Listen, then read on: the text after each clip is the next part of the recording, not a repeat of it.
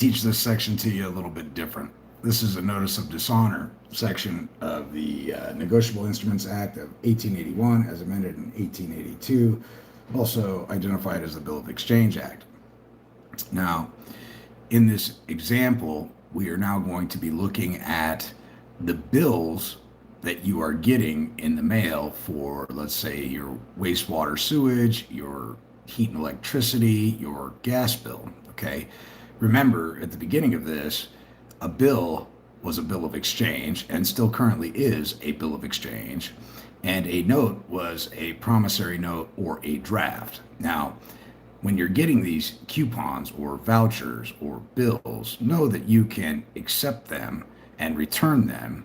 And you're going to do an acceptance for value with honor, pay to the bearer, or pay to the order of, is how you can address these instruments that are being granted to you. Okay. And so it's very important that when we're looking at notice of dishonor, we're going to be looking at it a little bit differently. We're going to be looking at it in the aspect of receiving vouchers, coupons, bills. All right. So anywhere in the Negotiable Instrument Act where it says bill, know that they're talking about bills of exchange. Remember when we started out in volume 1, we talked about negotiable instruments and non-negotiable instruments. Well, the coupons and vouchers that you're getting for your wastewater electric bill or your gas bill or your heating and air bill are in fact negotiable instruments. And how we can properly identify that is that they do not say non-negotiable on them. Okay. So they're a bill of exchange that can be converted by your acceptance for value and returned, paid to the order of, or paid to the bearer, and endorsement and putting the number in there. The vouchers and coupons you're getting are actually negotiable instruments. They're a check, ladies and gentlemen, believe it or not. And it's only due to our own ignorance that we pay 2 or 3 times most often. What I mean by that is your credit application was charged 75 years into the future. And so they've already gotten paid out of your trust once. Then the promissory note that went along with it, if in fact you signed anything to the sort, they got paid twice. And then the third time they got paid was out of your own ignorance, giving them Federal Reserve notes or checks or credits on account when they sent you the check. All right. Or the coupon or the payment voucher. So we're going to go over how to negotiate your coupon or voucher or bill because it's a bill of exchange. All right. Notice of dishonor. 95. 1. Subject to this act, when a bill, your coupon, your voucher is sent to you, has been dishonored because you endorsed it properly, paid to the bearer, except for value with honor, by non-acceptance or by non-payment, notice of dishonor must be given to the drawer. Okay. When they sent that to you in the mail, they were the drawer of that instrument. All right. And now if they don't accept it, if you don't give them notice of dishonor, they will be discharged. And each endorser and any drawer or endorser to whom the notice is not given is discharged. Okay. So it's very important that we learn these things. Subsequent holder. Okay. When they mailed it to you, you became the holder.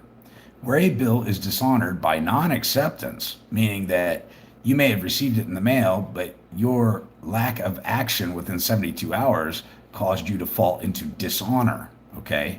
By non-acceptance and notice of dishonor is not given, the rights of a holder in due course subsequent to the omission are not prejudiced by the omission. So where a bill is dishonored by non-acceptance, so when you send this back to them after it's been mailed to you and you properly endorse it, okay, and they don't accept it, and notice of dishonor is not given, the rights of a holder in due course subsequent to the omission are not prejudiced by the omission. Notice of subsequent dishonor. 3. Where a bill is dishonored by non-acceptance and due notice of dishonor is given, it is not necessary to give notice of a subsequent dishonor by non-payment unless the bill is accepted in a timely manner. In the meantime, notice to acceptor. 4. In order to render the acceptor of a bill liable, it is not necessary that notice of dishonor be given to him. So you can still hold him liable. However, it's best to move forward with your notice of dishonor. Oh, excuse me, I misread that. Notice to acceptor. So you're the acceptor, you're receiving it in the mail. In order to render the acceptor of a bill liable, it is not necessary that notice of dishonor be given to him. Condition for validity of notice. 96. Notice of dishonor in order to be valid and effectual must be given A, not later than the judicial or business day next following the dishonoring of the bill, B, by or on behalf of the holder, or by or on behalf of the endorser, who at the time of giving notice is himself liable on the bill. C, in the case of the death, if known to the party giving notice of the drawer or endorser to a personal representative, if there is one, and with the exercise of reasonable diligence he can be found, and D, in case of two or more drawers or endorsers who are not partners to each of them unless one of them has authority to receive notice for the other. How notice given? 97. 1. Notice of dishonor may be given A, as soon as the bill is dishonored, B, to the party to whom notice is required to be given, or to his agent in that behalf, C, by an agent either in his own name or in the name of any party entitled to give notice, whether that party is his principal or not, or D, in writing or by personal communication and in any terms that identify the bill and intimate intimate that the bill has been dishonored by non-acceptance or non-payment. Misdescription. 2. A misdescription of the bill does not vitiate the notice unless the party to whom the notice is given is in fact misled thereby. Form of notice. 98. 1. In point of form, the return of a dishonored bill to the drawer or endorser is sufficient notice of dishonor, and a written notice need not be signed. Verbal supplement. 2. An insufficient written notice may be supplemented and validated by verbal communication. Notice by agent. 99.1. Where a bill, when dishonored, is in the hands of an agent, he may himself give notice to the parties liable on the bill, or he may give notice to his principal, in which case the principal, on receipt of the notice, has the same time for giving notice as if the agent had been an independent holder. Time for notice. 2. Where the agent gives notice to his principal, he must do so within the same time as if he were an independent holder. Notice to antecedent parties. 100. Where a party to a bill receives due notice of dishonor, he has, after the receipt of the notice, the same period of time for giving notice to antecedent parties that a holder has after dishonor. Benefit of notice. 101. A notice of dishonor ensures for the benefit A, of all subsequent holders and of all prior endorsers who have a right of recourse against the party to whom the notice is given, where given on behalf of the holder, and B, of the holder and all endorsers subsequent to the party to whom the notice is given, where given by or on behalf of an endorser entitled under this part to give notice. How notice addressed. 102. Notwithstanding anything in this act, notice of dishonor of any bill payable in Canada is sufficiently given if it is addressed in due time to any party to the bill entitled to the notice, at his customary address or place of residence, or at the place at which the bill is dated, unless any such party has, under his signature, designated another place, in which case the notice shall be sufficiently given if addressed to him in due time at the other place. Sufficiency of notice. 2. A notice referred to in subsection 1 shall be sufficient although the place of residence of such party is other than either of the places mentioned in that subsection, and shall be deemed to have been duly served and given for all purposes if it is deposited in any post office with the postage paid thereon at any time during the day on which presentment has been made or on the next following judicial or business day. Death of party. 3. The notice referred to in subsection 1 is not valid by reason only of the fact that the party to whom it is addressed is dead. Miscarriage in post service.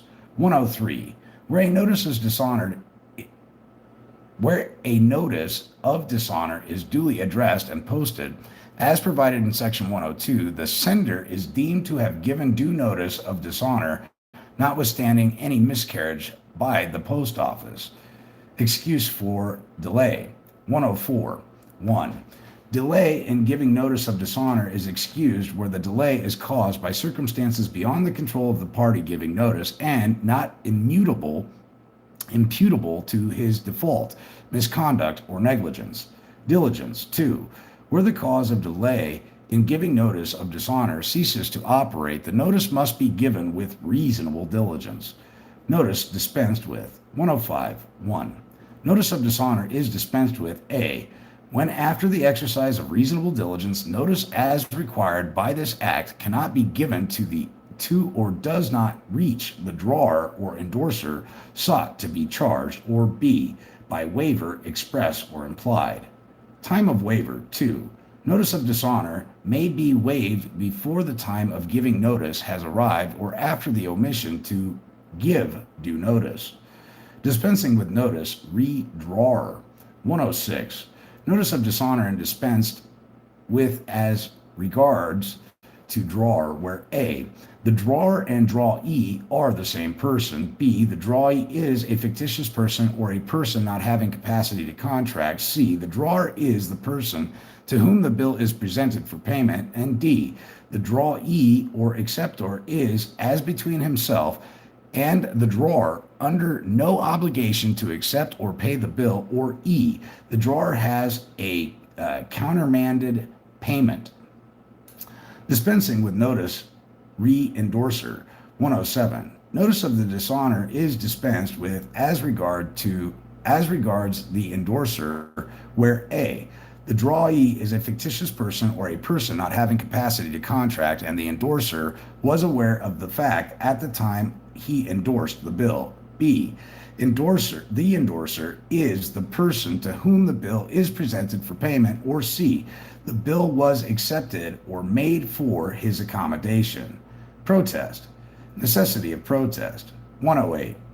In order to render the acceptor of a bill liable, it is not necessary to protest it. Protest dispensed with. 109. Protest is dispensed with by any circumstance that would dispense with notice of dishonor. Delay excused. 110.1.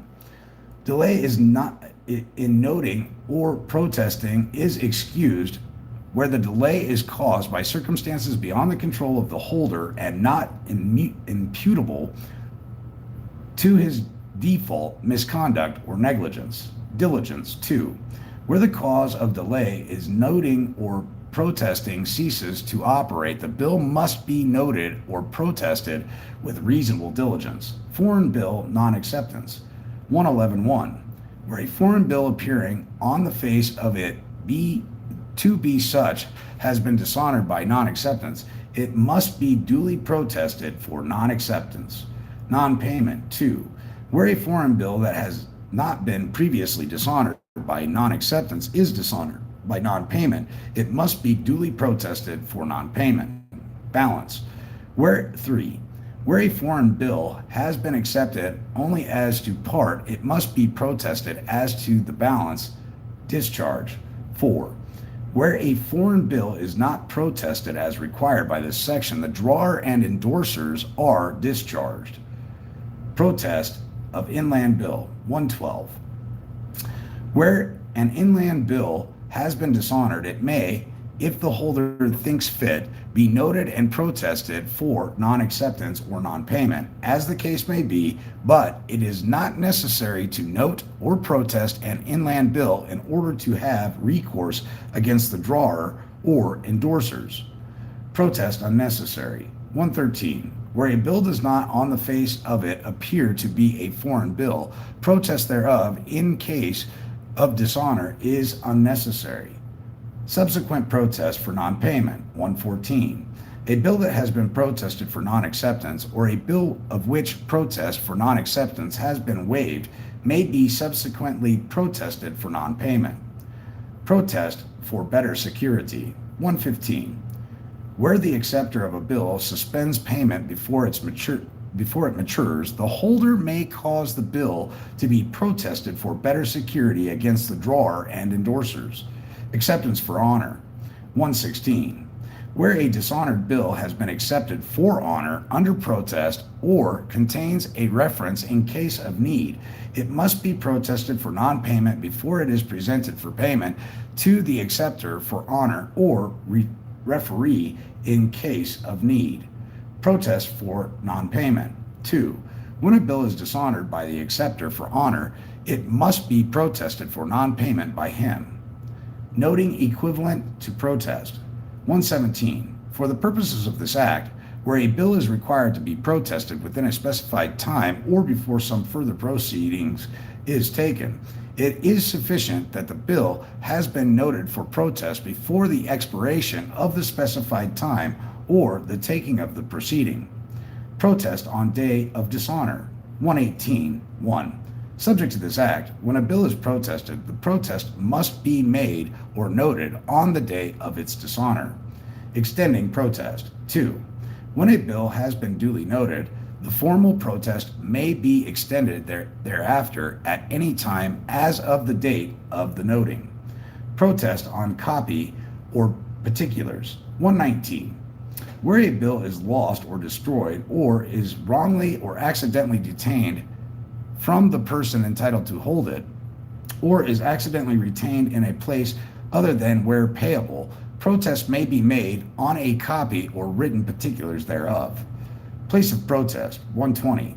A bill must be protested at the place where it is dishonored, or at some other place in Canada situated within 5 miles of the place of presentment and dishonor of the bill. Where bill returned by post. 2. When a bill is presented through the post office and returned by post dishonored, it may be protested at the place to which it is returned, not later than on the day of its return or the next judicial day. Time of protest.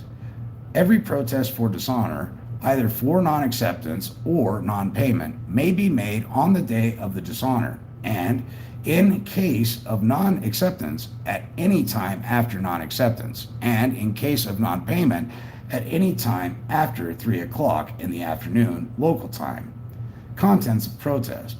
A protest must contain a copy of a bill, or the original bill may be annexed thereto, must be signed by the notary making it, and must specify A, the person at whose request the bill is protested, B, the place and date of protest, C, the cause or reason for protest, and D, the demand made and the answer given, if any, or the fact that the drawee or acceptor could not be found.